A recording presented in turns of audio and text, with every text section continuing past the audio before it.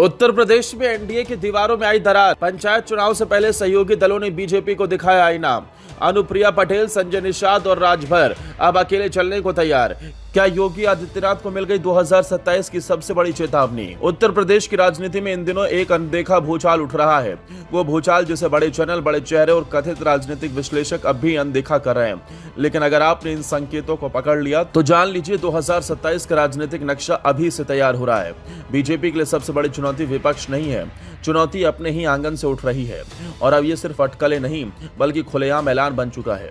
दरअसल बगावती बिगुल सबसे पहले शुरुआत हुई मोदी शाह की करीबी और केंद्रीय मंत्री अनुप्रिया पटेल से। प्रयागराज में उन्होंने साफ साफ कहा, पंचायत चुनाव में हमारी पार्टी अकेले चुनाव लड़ेगी, गठबंधन को लेकर कोई बातचीत नहीं हुई और कार्यकर्ताओं को पूरा मौका दिया जाएगा। यानी अपना दल अब बीजेपी पर भरोसा करने को तैयार नहीं। संगठन बूथ स्तर तक तैयारी में जुट गया है और स्पष्ट कर दिया गया कि अब कोई सौदेबाजी नहीं, अब सीधे टक्कर।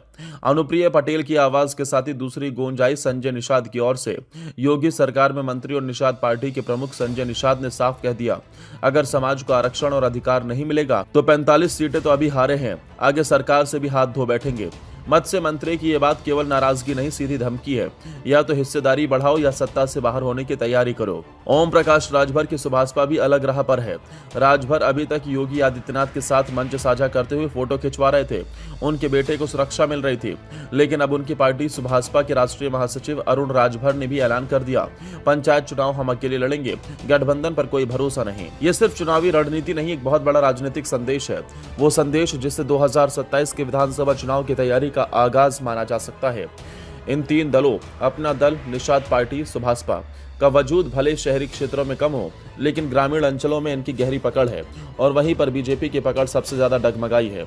ग्रामीण मतदाता, किसान, मजदूर पंचायत स्तर पर प्रतिनिधित्व करना चाहते हैं। बीजेपी के शहरी चश्मे से ये मतदाता अदृश्य हो गए हैं और अब ये सहयोगी दल इसी नाराजगी को भराने निकल पड़े हैं। अनुप्रिया पटेल वर्सेस पल्लवी पटेल, अंदरूनी टकराव भी वजह। राजनीति में समीकरण केवल गठबंधन नहीं होते, व्यक्तिगत दुश्मनियां भी रंग लाती हैं। योगी आदित्यनाथ ने केशव प्रसाद मौर्य और अनुप्रिया पटेल के प्रभाव को संतुलित करने के लिए पल्लवी पटेल को आगे किया। वही पल्लवी जिन्होंने सिराथू से केशव प्रसाद को हराया था। लेकिन पल्लवी पटेल भी अब योगी सरकार से नाराज दिखती हैं। यानी एक तरफ योगी ने जिस कार्ड से विरोधियों को संतुलित करना चाहा, वही अब उल्टा पड़ गया है। सवाल सिर्फ इतना है कि क्या 2026 का पंचायत चुनाव 2027 की फाइनल लड़ाई का ट्रेलर है? अगर इस चुनाव में एनडीए के ये तीनों सहयोगी दल अलग अलग मैदान में उतरते हैं और जमीन पर पकड़ दिखा देते हैं तो बीजेपी को अपनी रणनीति नए सिरे से बनानी होगी।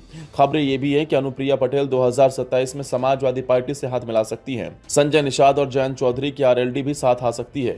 दिलचस्प बात यह है कि अखिलेश यादव और कांग्रेस इस पूरी हलचल में कुछ नहीं कह रहे, लेकिन शायद उन्हें करना भी नहीं चाहिए क्योंकि बीजेपी अपने ही भीतर से कमजोर हो रही है। आप देखिए, बीजेपी के भीतर ही तीन धड़े बन गए हैं। योगी आदित्यनाथ का धड़ा, केशव प्रसाद मौर्य और उनके करीबी ब्रजेश पाठक और अन्य मंत्री। उधर बीजेपी अध्यक्ष भूपेंद्र चौधरी तक योगी के हर प्रस्ताव पर सहमति नहीं दिखाते। नजूल भूमि बिल इसका सबसे बड़ा उदाहरण रहा, जब अनुप्रिया के विरोध पर विधान परिषद में ये बिल ही अटक गया।